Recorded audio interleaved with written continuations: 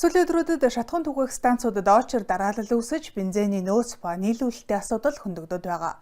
Тэгвэл Орос улбаны улсын нийлүүлэгчдийн зүгээс дотооддоо бензин хомсдолтой байгаа ч засгийн газрын гэрээ хэлэлцээний дагуу тасалдуулахгүй нийлүүлнэ хэмээн мэдэгджээ. Сайн мэцхан өрхөн үзэгчтэй Global мэдээ эхэлж байна. Студид хөтлөгч Лам ажиллаж байна. Багш эмчнэр цалингаа нэмүүлэхийг шаардаж тэмцлээ үргэлжлүүлж байна. Монгол хаан жүжиг Японыг эзэллээ.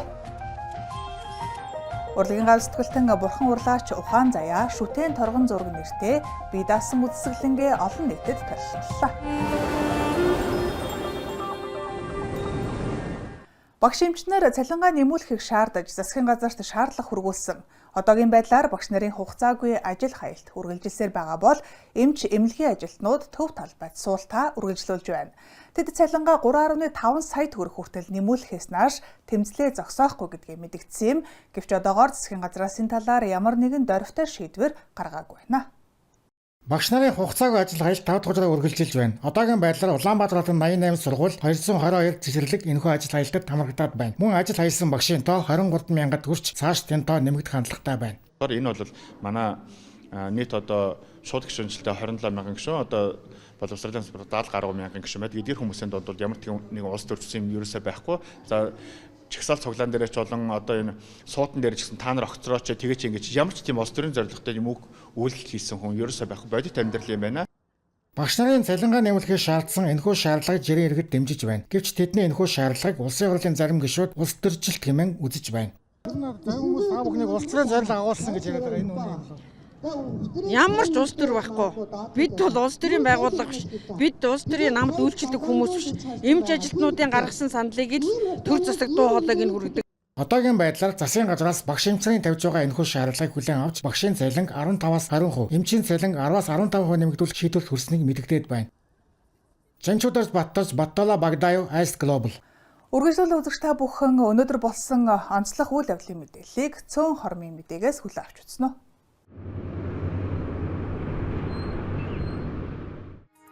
Нийслэлд үүссэн шатхууны дараалал төр зурах гэдгийг аж үйлдвэр эрдэс баялагын сайд Дамдын Ням хэлж байна.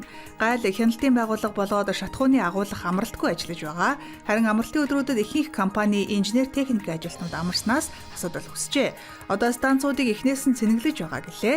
Мөн яг одоо толгой дөртөөнд 65 вагон АИ-92 авто бензин бууж байгаа бөгөөд Орос улбаны улсаас ачилт хийсээр байна гэлээ. Ерөнхий сайдыг огцруулах улсын хурлын тогтоолд ерөнхийлөгч хөрс өх бүхэлд нь хориг тавилаа. Огцруулах эсэх асуудлыг хэлэлцэхдээ нэгдүгээрт улсын хурлын гишүүдийн албан ёсоор тавьсан саналаар бус төрийн байгуулалтын байнгын хорооны ерөнхий сайдыг огцруулахыг дэмжээгүй гэсэн саналаар санал хурааж хэлэлцэн шийдвэрлсэн. Хоёрдугаарт улсын хурлын чуулганы нэгдсэн хуралдаан хуралдах хүчин төгөлдөр эрт бүрдээгүй байхад хуралдааныг сунгаж хуралдан шийдвэр гаргасан нь чуулганы дэгийн тухай хуулийг илт зөрчсөн байна гэж үзжээ. Хоргийг ажлын 3 хоногт хэлэлцэж шийдвэрлэх юм байна.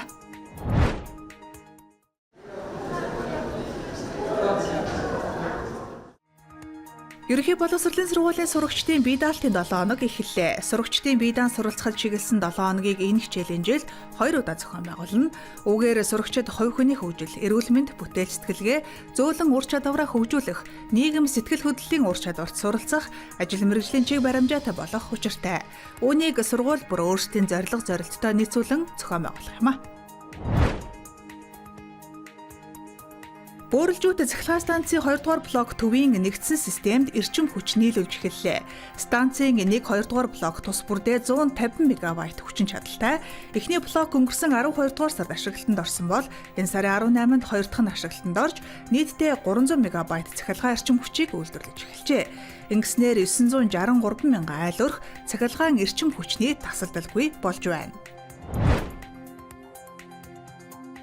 Өнөөдөр монголчууд анхудаа бүх нийтээрээ саналаа өгч бүгд найрамдах Монгол Ард улсын тусгаар тогтнолыг баталгаажуулсан өдөр. Тодорхойлбол 1945 оны 10 дугаар сарын 20-ны энэ өдөр нийт иргэдийн 97.8% буюу 18-аас дээш насны 483,291 иргэн саналаа өгч Чан Кайшигийн засгийн газраар бүгд найрамдах Монгол Ард улсыг хүлээн зөвшөөрүүлж чадсан юм.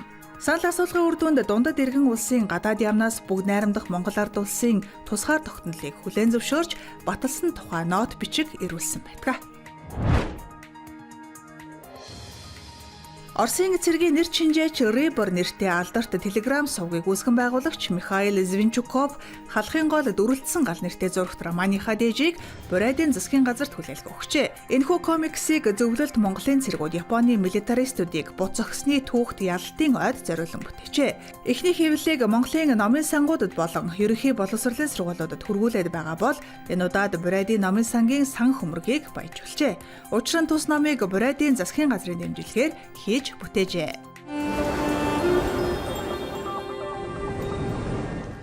Монгол хаан мюзиклийн сүүлчийн буюу 18 дахь тоглолт Токио хотын олон улсын төвд амжилттай болж өндөрлөлөө. Японы үзэгчид Монгол уран бүтээлчдийн тоглолтыг халуун дотноор ухтаа авсан бөгөөд бүх тоглолт амжилттай болж нийт 16500 хүн үзжээ. Тасалбар ердөө 3 хоногийн дотор бүрэн худалдаалагдаж дууссан байна. Токио дахь тоглолтууд 10 дугаар сарын 10-наас 20-ны хооронд олон улсын төвийн танзинаа болж өнгөрөв. Монгол уран бүтээлчдийн энэхүү аялан тоглолтын продюсероор Японы нэр хүндтэй шоу найруулагч 40 гаруй жилийн туршлагатай Грег Судзуки ажилласан юм. Монгол чимтэй ишони Өөдийг хүртэл бид бүхэн Монгол багтай хамтраад сүүлийн 1 жил энэ тоглолтыг нээхийг төлөө шаргуу ажилласан. Үнийхээ хүчин тоглолтоо амжилттай нээлээ. татарисимашта. Маш гоё байлаа. Үнэхээр урлаг байна. Шар ус босчихлоо. Хувцас нь үзэсгэлэнтэй байлаа. Японд байдаг кино дээрлээс л харж болохоор Монгол хэр үнэхээр гайхалтай. Дараагийн шатны тоглолтууд 10 дугаар сарын 24-өөс 26-нд Нагоя хотод Aichi мужийн урлагийн театрыг танхимд болно. Энд 5 удаагийн тоглолт хийхээр төлөвлөжээ. Монгол хаан мюзиклийн хүлээн авсан Токио бол Лондон, Сингапурын дараах 3 дахь дэлхийн том хотын нэг юм. Цаашид уран бүтээлчдийг Америк, Хятад, Өмнөд Солонгос, Турк, Арабын нэгдсэн Эмират, Австрали зэрэг орнуудын танзинаа хүлээж байна. Урлагийн гавь сэтгэлтэн Бурхан урлаач Ухаан Заяа шүтэн торгон зураг нэртэй бие даасан үдсгэлэнгээ олон нийтэд танилцууллаа. Энэ удаагийн үдсгэлэн бүх зээгт наамал торгон зургийг анхнаас нь бүрэн шинчилж тэг загвар үлгэр донж бүтээл бүрийг шинээр найруулан урснараа онцлогтой юм а. Ice Global телевиз энэхүү үдсгэлэнгийн талаар дараах сурвалжлагыг бэлтгэлээ. Монгол улсад анх удаа шүтэн торгон зургийн төрөл бие даасан үзэсгэлэн олон нийтэд дэлгэрлээ. Зээгт наамл нь эртний өв уламжлалыг хадгалсан хосгоо бүтээл бөгөөд өөрийн оюун санаа ур ухааныг шингээж орчин цагтаа уялдуулан бүтээсэн гэдгийг онцолж байлаа. Энэхүү үзэсгэлэн дахин давтагдашгүй 70 гаруй бүтээл дэлгэгдсэн бөгөөд Бурхан урлаач Ухаан Заяа эдгээр бүтээлийг тойроход 10 гаруй жилийн хугацаа зарцуулжээ. Энэ зээгт наамлын үзэсгэлэг гарна гэдэг өөрөө маш их нүүрх хөдөлмөр ордог. Ганц хүн ганцаараа хийх ямар ч боломжгүй. Жишээлбэл нэг бүтээлийн одоо бүрэн хэмжээний том торгон зургийг оёход нэг жилээс 2 жил, зарим нь 3 жилийн ч нүүрх хөдөлмөр чимхлүүр ажил ордог. Тэгэхээр миний уран үйлдэл шавнар маань одоо ингэ тусалж миний бие өөрөө тэг загвар, үлгэр загвар одоо бүх юм өөрөө гаргаж миний удирдлаганд шавнар маань тусалж бол бүтээж ойсон байдаг. Шүтэн торгон зураг нь Монгол нутагт манай эртний өмнөх 2-3 дугаар зууны үед хүннүг үеэс үсэлтэйгэж дүүгэн их сурвалжуудад дурджээ. Тухайн үед язгууртнуудын дээд шүтэнийг урлах, залж шүтэх зан үйлэн уламжил байжээ. Энэхүү үзэсгэлэнд Монгол орныг даасан Очрооны бурхан, Цагаан дарих, Янжин лам бурхан, Ногоон дарих зэрэг язгуурын дээд бурхтууд болон бусад бүтээлүүд дэлгэгдсэн байна. Тус үзэсгэлэнгийн үеэр манай сурвалжлах баг энэхүү үзэсгэлэнг зорин ирсэн зарим хүмүүсийн сэтгэлийг сонслоо. Урлаас Ухаан Заяа багшийн урлан бололт үнэхээр гайхалтай бишрээд өрөөсөө барангүй их сайхан байгаа. Одоо энэ бүх ингээ бурхад зурнууд бол одоо бүгд юм нэг сүнслэг. Тэгээд маш гоё өрөөсөө одоо өгөр харахгүй. Тэр одоо жишээлбэл яг зан азрын музейд бүр зойрч хурж ирээд энэ одоо үзэсгэлэнг үзэх нь тийм ч одоо юу гэдэг бидний хувьд одоо өдөр тутмын амьдралд тэр олон тохиолдолд ахгүй. Гэхдээ хамгийн гол нь энэ бүхэн маань нээлттэйгээр үн төлбөргүйгээр гарч байгаа нь одоо хамгийн олзуурах шаттай зүйл болж байна. Ташрамт дуртахад Бурхан урлаач Ухаан Заяа энэ сарын 18-наас эхлэн зан азрын нэрмжит дүрсдэг урлагийн музейд үн төлбөргүй лекц уншиж байгаа бөгөөд энэхүү үзэсгэлэн энэ сарын 21-ний хүртэл үргэлжлэн гарах юм байна. Жанчударч Баттарч Евгений Павлов Ice Global. Хэрхэн үзэгчдээ та бүхэнд Global мэдээ даваа гарагийн дугаараа хүргэлээ. Анхаарал хандуулан хамт байсанд баярлалаа. Лав гарагт шинэ мэдээлэлээр иргэн уулзтлаа. Түр баяртай.